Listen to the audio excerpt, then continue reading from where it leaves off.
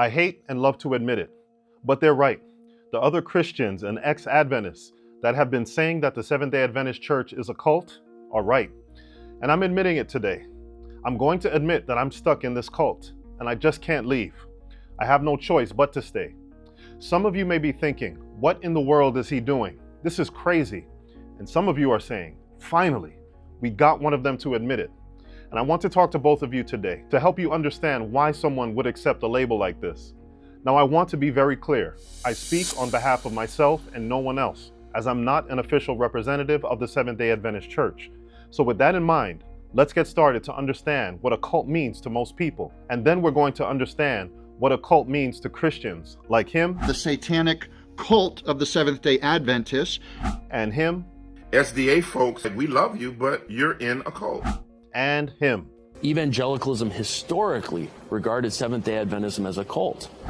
And the ones that constantly do cult drive-by typings in the comment section, like these. Then you'll understand what it is that I'm accepting.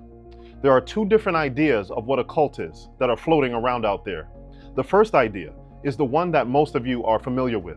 It's the one that conjures up ideas of an organization with a charismatic leader that sees themselves as God or a Messiah type figure and controls all of the behavior of all of its members. Jim Jones was one of those leaders that got hundreds of people to commit suicide by drinking poison. This is where we get the pop culture term from, don't drink the Kool-Aid. And this is why I have been so vocal in trying to get people to stop calling the Adventist Church a cult. Many don't know this, but according to this definition, every single religion could be classified as a cult. As a matter of fact, many atheists say just that. Every prophet of every major religion can be considered a charismatic leader. In fact, the biggest joke in religious studies is that cult plus time equals religion. Some say that all of the Christian denominations are cults because when Christianity first started out, it was seen as a cult. But that's a conversation for another day. But as far as the controlling cult leader definition is concerned, I don't understand how someone can call an organization with over 20 million members that run schools that are open to the public, hospitals all around the world, humanitarian organizations galore, publicly open worship services that are freely available online, and a church with some members that, how do I put this, speak very negatively, openly, honestly, and publicly when they disagree with leadership, even airing all of the church's dirty laundry online. So yeah, I don't understand how that can be considered a cult with the definition that we looked at, which is a group of people that are controlled by a charismatic leader that don't have any freedom. I think something else is going on here, and I think people are using the word cult, the way this puts it, as a way to dismiss a religion or denomination that I don't like.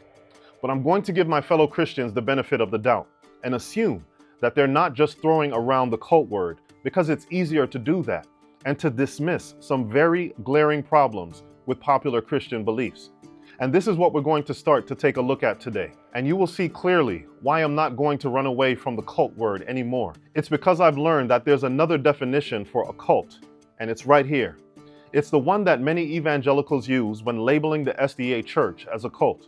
And you can find it on this website. It goes like this.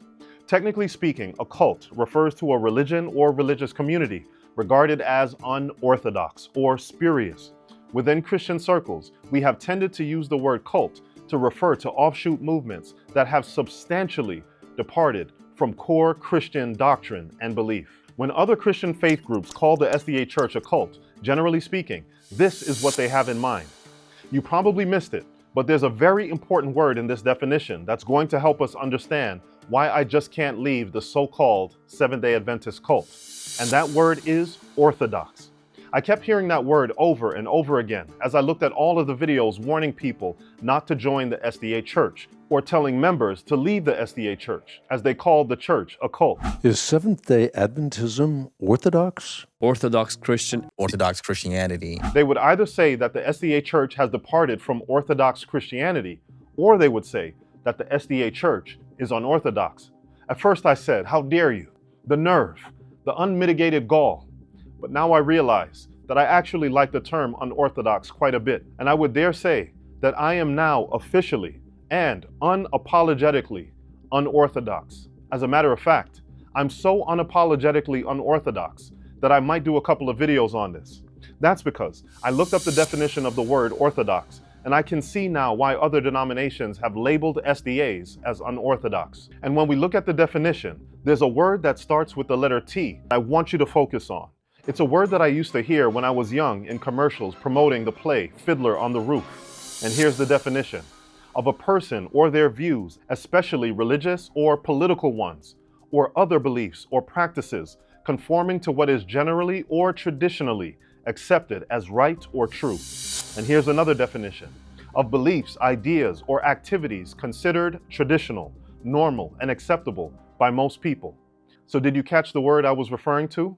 Let me show it to you from Fiddler on the Roof. That I can tell you in one word: tradition!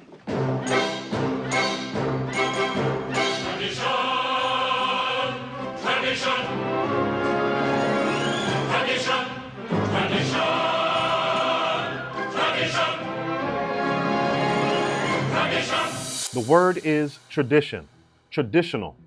Now let's follow the path back to the word cult. Essentially, we are supposed to believe that if you don't follow so-called traditional Christianity, then you're not orthodox. And if you're not orthodox, then that means you're part of a cult. In other words, if you don't adhere to traditional popular Christianity, then that means that you are an unorthodox Christian. And then other Christians start calling you a cult. Honestly and respectfully, I think that this is intellectually lazy and perhaps intellectually dishonest, but that's just my opinion. So what are these unorthodox teachings in the SDA Church that really cause others to use the C word? Here they are: the 5 S's, the Seventh-day Sabbath, the sanctuary, the timing of the second coming, the spirit of prophecy, and the state of the dead. 5 S's that are outside of Orthodox Christianity. And in addition to this, there's the belief regarding the investigative judgment and a few others, but I can't cover everything in one video. All of these make many Christians call the SDA Church unorthodox. And when you're unorthodox, as I said, some start calling you a cult. But here's the thing about tradition and orthodoxy. What happens if a tradition is wrong? What if something got established a long, long time ago in a church far, far away and became unorthodox, but that thing is not biblical? Because if you didn't know, not everything that is orthodox is biblical. Jesus dealt with that scenario while he was on earth. He was accused of being unorthodox when the Pharisees asked him, "Why do thy disciples transgress the tradition of the elders, for they wash not their hands when they eat bread?" In other words, they were saying, why aren't you and your followers orthodox? Why are you ignoring the traditions? Jesus shot right back with a question of his own. But he answered and said unto them, "Why do ye also transgress the commandment of God by your tradition?" Jesus went on to explain that the Pharisees had a tradition that they put in place that violated one of the 10 commandments, the 5th one to be exact. He said, "For God commanded, saying, Honor thy father and mother, and he that curseth father or mother, let him die the death. But ye say, Whosoever shall say to his father or mother, It is a gift, by whatsoever thou mightest be profited by me, and honor not his father or mother, he shall be free. Thus have ye made the commandment of God of none effect by your tradition." Jesus is saying that the Pharisees were propping up an orthodox traditional belief that was violating one of God's 10 commandments. Hint, hint. I think you see where I'm going with this. Recently, I've seen an increase in people countering the SDA belief about the Seventh-day Sabbath. They counter what Adventists have generally taught about Emperor Constantine implementing the first Sunday law in 321 AD and the papacy changing the Sabbath. And they say, aha, we got them. There are records long before of early Christians keeping Sunday. And you know what? They're absolutely correct. There are indeed records from the 2nd century of Christians speaking about gathering and worshiping on Sunday. And to that, I say 2 words: so what? That has absolutely no weight regarding the sanctity of the 7th-day Sabbath. The reasoning that because some early Christians did something, so therefore it must be okay, is completely flawed, because there are absolutely no explicit commands in the Bible to break, change, or alter the 7th-day Sabbath commandment and to keep another day. That's why this Methodist preacher, during a Sunday morning service, told his congregation that they need to honor the Sabbath and that he was doing so as well. Remember the Sabbath day by keeping it holy. This is another one a lot of people don't do. And there's no good reason not to. There is no place in the Bible that cancels out the Sabbath. Yes, Jesus did push back on how they observed the Sabbath, but let's be very clear. Did Jesus observe the Sabbath? Yes, he did. Yes, he did. Now, he protected works of mercy on the Sabbath, but he protected the Sabbath. And here it makes it very clear that when we honor the Lord and his creation, then we honor the pattern that he set. 6 days working our butts off, 1 day off. Now, in the Bible, those of you who've read your Bibles, where was it in the Bible that the Sabbath got moved from Saturday to Sunday? Nowhere. It never happened. It's a big deal. Now, what I'm going to say, and nobody says this, and y'all aren't going to do it, I'm going to say it anyway. Sabbath never changed. From Friday sundown to Saturday sundown, none of us should be working.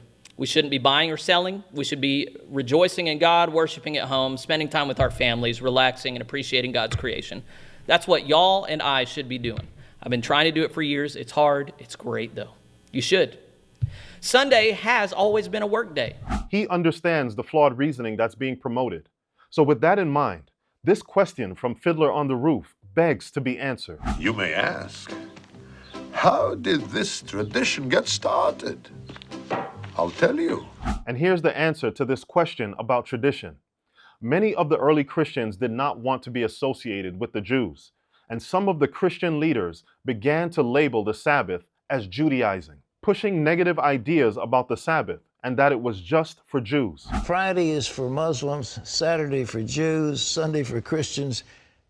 Take your day. Take your day, okay. Over time, this sentiment continued to grow in the church, so much so that by AD 360, at the Council of Laodicea, it was declared that Christians should not Judaize and should not be idle on the Sabbath, but should work on that day. They should, however, particularly reverence the Lord's Day and, if possible, not work on it because they were Christians. This is one of the pivotal moments that solidified tradition above the Bible, and this tradition made it acceptable to break the fourth commandment. Now, I want you to think about this for a moment. God's command was to work 6 days and rest on the Sabbath. And here at the Council of Laodicea, the command was to work on the Sabbath and rest on Sunday, a main teaching of what we now know to be Orthodox Christianity. So I guess that makes me an unorthodox Christian, because I refuse to make the commandment of God of none effect by unbiblical Orthodox Christian traditions. There are very few Christians today that reject traditions that are not rooted in a plain, "Thus saith the Lord." As a matter of fact, this article about the Sabbath versus Sunday from Catholic.com says just that. Some religious organizations, Seventh-day Adventists, Seventh-day Baptists, and certain others, claim that Christians must not worship on Sunday, but on Saturday, the Jewish Sabbath. They claim that at some unnamed time after the apostolic age, the church changed the day of worship from Saturday to Sunday. Seventh-day Adventists, Seventh-day Baptists, and certain others are the only Christians that are placing the Bible above tradition. It is correct. These unbiblical traditions started even earlier than the 4th century, with some quoting statements from the 1st and 2nd century, speaking of keeping the so-called 8th day, Sunday, and keeping the day that the Savior rose from the dead. The very same reasons that are promoted today have been promoted for almost 2,000 years. And guess what? It doesn't matter if someone can quote early Christians keeping Sunday as the Sabbath. The fact has always been, and always will be, that there are no explicit commands in Scripture that this day was changed. We shouldn't be shocked that some early Christians started keeping Sunday. That's because the early apostles knew that false teachers would try to make these and other changes. Perhaps this is why Jude stated in his letter that the Christians of his day should earnestly contend for the faith that was once delivered among the saints. Paul had already taught that the mystery of iniquity was already at work when he was alive, and that the man of sin was already developing in his day. I suspect he understood this because he read Daniel chapter 7 and understood that the little horn would think to change times and laws by trying to show that he was God. Paul already taught that after his death, grievous wolves would come in, not sparing the flock. The argument is often made by Orthodox Christians that the early Christians were already keeping Sunday long before Constantine instituted the first Sunday law. And this is true. But what Constantine did was implement at a state level the false tradition that unfaithful Christians had implemented at the church level. And it is this change that was solidified when the papacy completely removed the fourth commandment from their teachings, and you can see it in their catechism. The claim of the transfer of the sanctity of the Sabbath from Saturday to Sunday, making Sunday a holy day, is indeed orthodox and traditional, just like the Pharisees had their orthodox traditions. But those traditions are against the commandments. So what is my position on tradition while people throw around all of these cult and unorthodox accusations? When orthodoxy violates a command of God, then I'm sorry, but I have no choice but to be unapologetically unorthodox. I can't ignore the words of Christ that not one jot or tittle will pass from the law. I can't ignore his words that said if we break the commandments and teach others the same, that we will be called the least in the kingdom of heaven. I can't ignore the fact that Jesus went to the synagogue every Sabbath, as was his custom, and that Paul did the same decades after he was converted, and that it was his custom as well. I can't ignore when James said that if you break one commandment, you're guilty of all. I can't ignore that those that keep the commandments and the faith of Jesus are mentioned in the very last book of the Bible. And the last chapter of that same book says, "Blessed are those that keep his commandments, that they may have a right to the tree of life." I can't ignore that the promise of God is that if we abide in him, he will empower us to have victory over the breaking of his commandments, otherwise known as sin. The beauty of the Sabbath is as relevant today as it was when it was implemented in the Garden of Eden. It was not just made for Jews, as it says in the fourth commandment.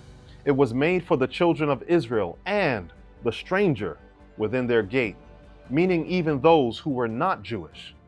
Christ reiterated this when he said that the Sabbath was made for man and not man for the Sabbath.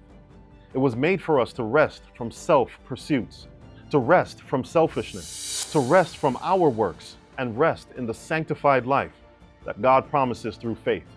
If we truly experience this, then we will understand that a Sabbath rest still remains, and that it is a sign between us and God, so that we can know that it is God that sanctifies us by faith. And by God's grace, I intend to experience the Sabbath in its fullness. So what about the other S's, the sanctuary, the timing of the second coming, the spirit of prophecy, the state of the dead? These are all teachings considered by many Christians to be unorthodox. And yes, they are unorthodox, but I can assure you that they are quite biblical. Unfortunately, I can't cover everything in one video, but I can also assure you that more unorthodox and biblical videos are coming.